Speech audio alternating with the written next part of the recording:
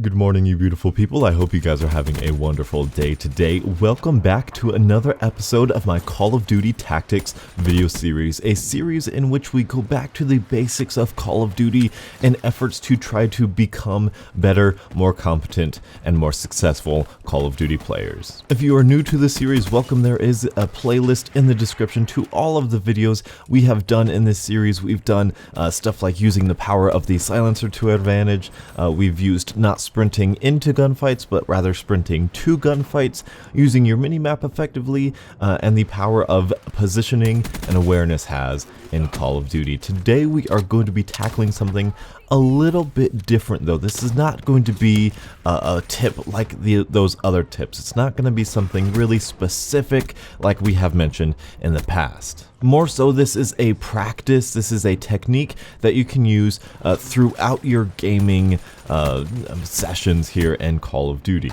The tip I want to tell you guys to do is use the underpowered guns. Use the not popular weapons, use some weird class setups, use some different kill streaks, use some even different specialist abilities. The gameplay behind you is a very, very special game. I am using an underrated specialist ability in Firebreak's Heatwave, and I am using probably the least useful submachine gun in its class, the Razerback. The Razerback, I'll talk about it in a different time, but it's not quite a submachine gun. It's more of an assault rifle submachine gun mix, kind of like the Peacekeeper was in Black Ops 2. And that being said, it's not the best SMG and it's not the most popular SMG, but I want to try and give it a shot this game.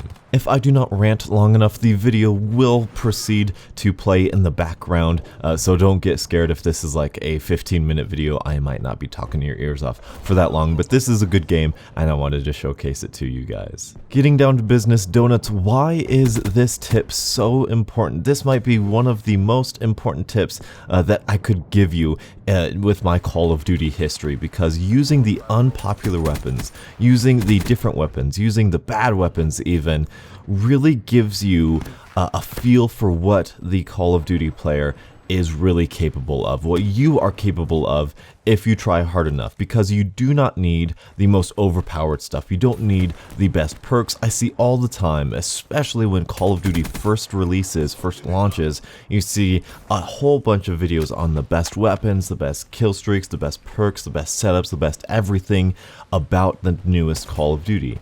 When in actuality, you don't need the best to be successful. You don't need proper balance to be completely successful. Advanced Warfare did balance incredibly terribly, and that is definitely the outlier in the Call of Duty series. But if you can apply the tips that I have already given you, the tactics playlist, like I said in the description, using your minimap, flanking, using the power of the silencer, using your minimap, your teammates, and just running clever routes, it doesn't matter which gun you have in your hand. There is a great video way long ago, it's so weird that it's way long ago, by Woody's Gamertag, his Dissecting the Great series, dissecting Only Use Me Blade. Only Use Me Blade, if you don't know, I don't know how you wouldn't know about Only Use Me Blade, but he only uses a knife when he plays Call of Duty, and that requires a certain particular skill set that you have to get in order to remain successful, and Blade is very successful at what he does. He's successful not because he's using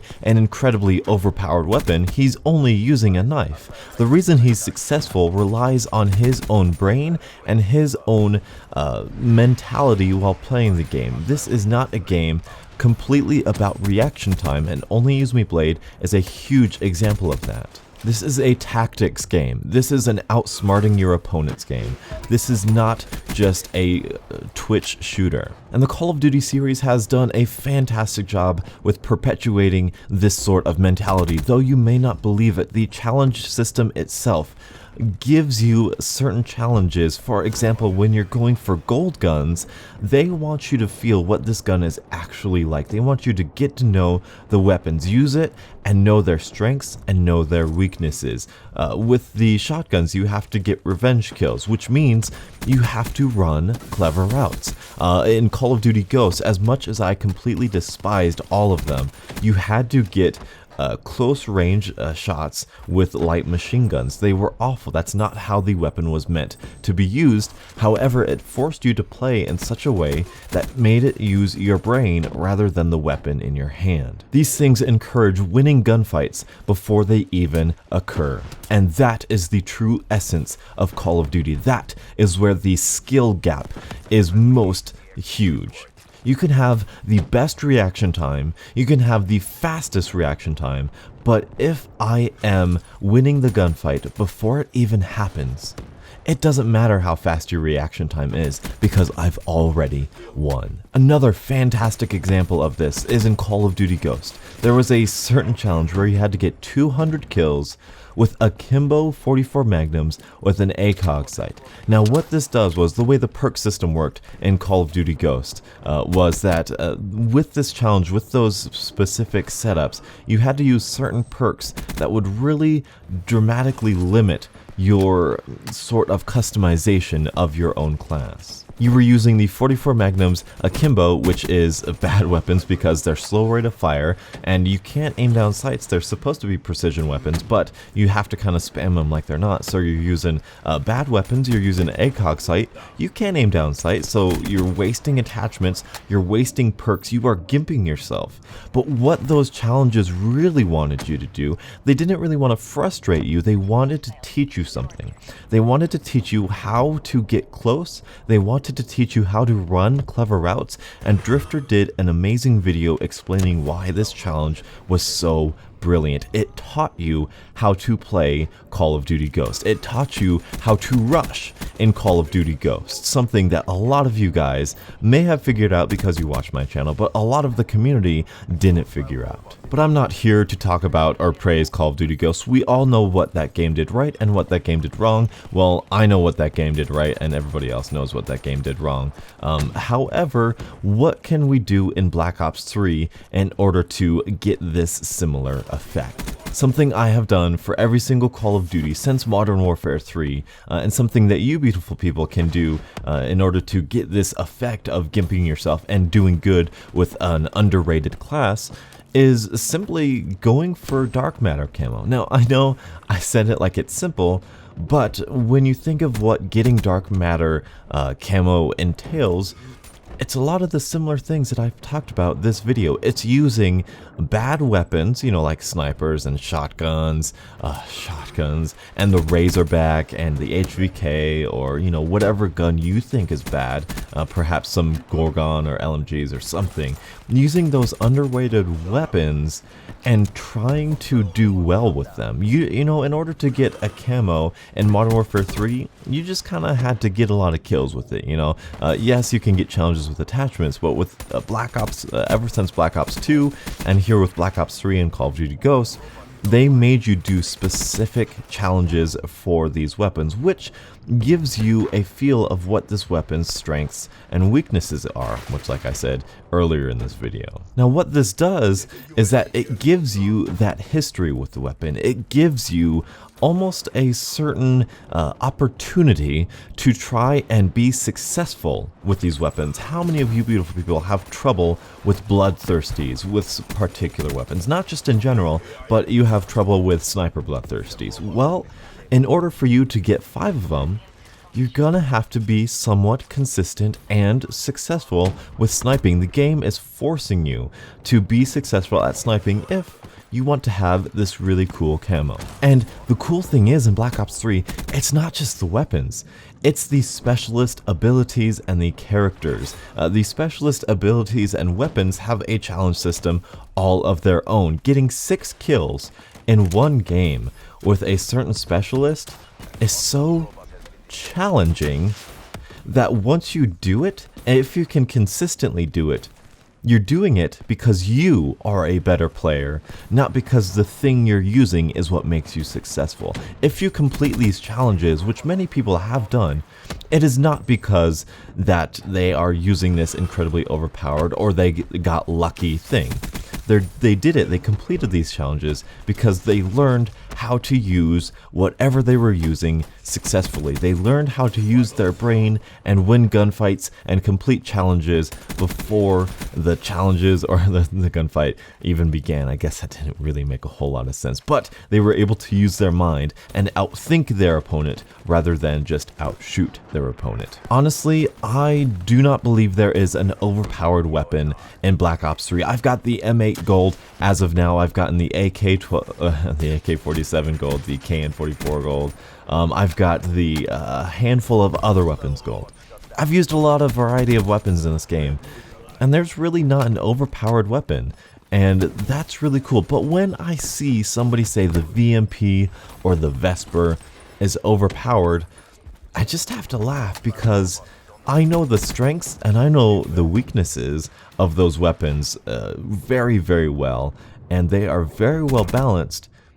And I can use any one of them, as you've seen in the gameplay behind you. I can use the worst SMG in the game and still get a hefty amount of kills. You'll see, I guess you see in the title, 80-something kills, and that is a true sign of a successful Call of Duty player rather than a successful Call of Duty player or a mediocre Call of Duty player who uses the best of everything. And I know I've made this video before, but I am a relatively smaller channel, actually very small channel, and I know I'm getting huge support from you guys, subscribers on a daily basis now, which is just mind-boggling to me, and I thought this would be one of the most beneficial things that I could really tell you about my Call of Duty experience. Getting every single gun gold and getting all of these challenges completed is honestly what I believe makes me a more successful Call of Duty player than I was when I first began playing Call of Duty, and I hope it can help you guys too. So it's a little bit of a different video. Hopefully you guys have enjoyed. Hopefully I made myself pretty clear about what I want you to do. Try it out. Try using the Razerback. Try using the HVK. Try using the XR2 or whatever seemingly underpowered weapon you can get your hands on. And this is going to take immense time. This is not going to happen within one game session. This is like 2, 3, 4, 5 game sessions in a row for you to fully understand how to be successful in each of these different ways. So again, I thank you guys so much for your support. You guys have been absolutely astounding lately with the support on all of these videos. So share it up, like it up, I don't care, comment. I love your comments. I love just all the feedback in the little community that I've gotten from you beautiful people. Thank you guys so much for watching. Leave a like if you did enjoy, and until the next absolutely beautiful Call of Duty morning, I'll catch up with you guys later. As always, have a great day.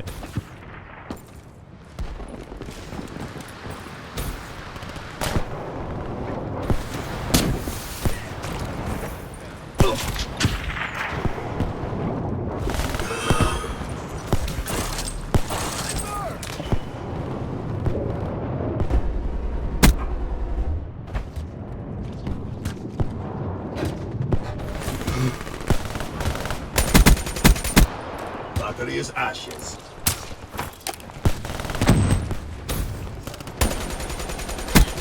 Shotgun.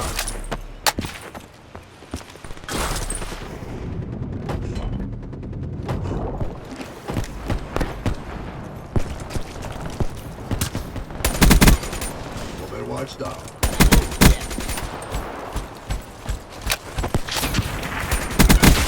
Battery smoke.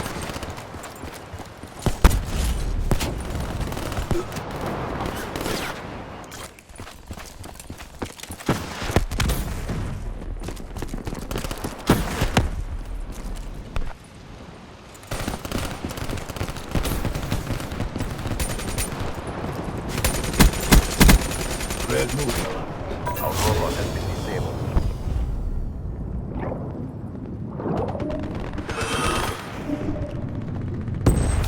Good effect.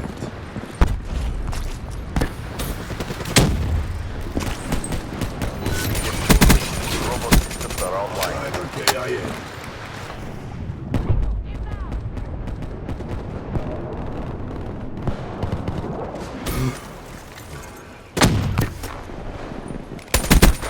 Things and capacity.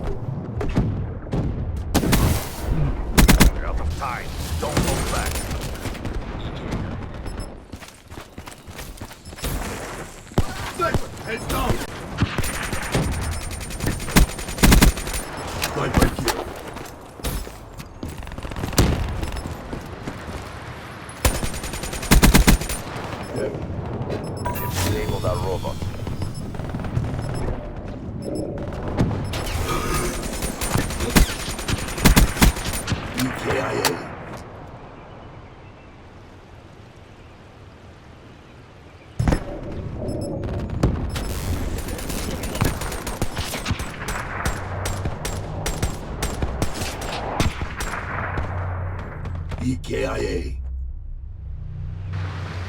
It's a draw. Stand down. What? We didn't win? You kids can compete.